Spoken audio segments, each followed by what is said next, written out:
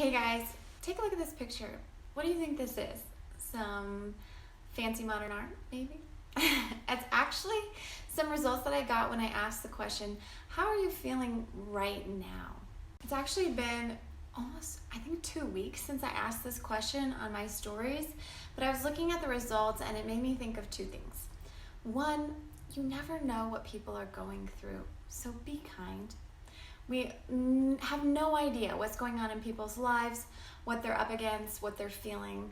So it's always important to be kind. And two, I think it's really important to always be able to acknowledge what you're feeling.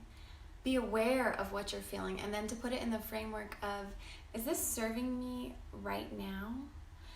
Or am I too in the past thinking about something that happened, or in the future worrying about something that might happen? Disclaimer, I am not saying not to feel negative feelings. That's a lot of negatives. Feel everything. I think all feelings are valid, and you should acknowledge and feel all feelings from the worst to the best. But you have to think, is this helping me right now in what I'm doing right now? Because if it's not, you can change your feeling by changing what you're thinking. And if you're thinking, why are you talking about this? Stick to ballet. I think this has everything to do with ballet. Because if you're taking a ballet class and you're thinking and feeling, I'm horrible, why can't I do it like so-and-so is doing it? Am I ever gonna be able to do this? Why is everything so hard for me? Is that really serving you in ballet class? And I know some people think, well, I have to criticize myself, because if I don't criticize myself, then who will? And the only way to get better at ballet is to continually criticize or constructively correct, right?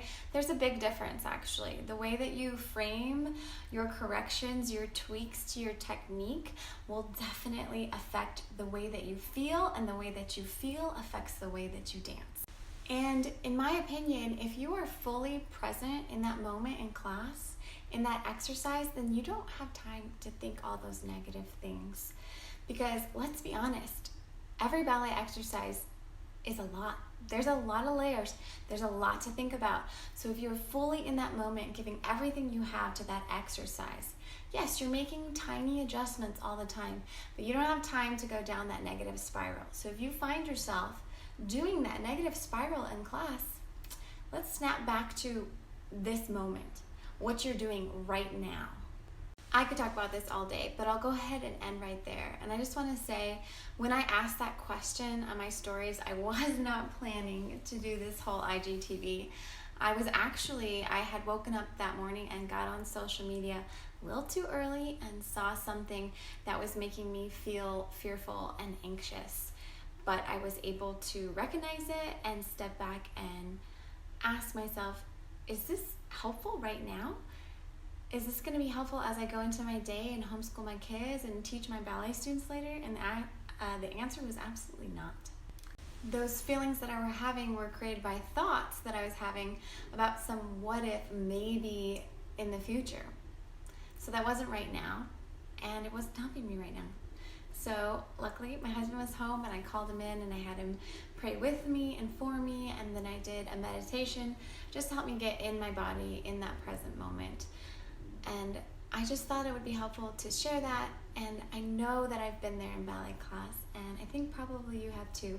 So let me know in the comments below if you've ever gone down that negative thought spiral in ballet class.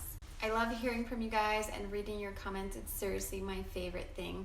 So I thank you for watching and going on this little talk with me, and I will see you guys next time.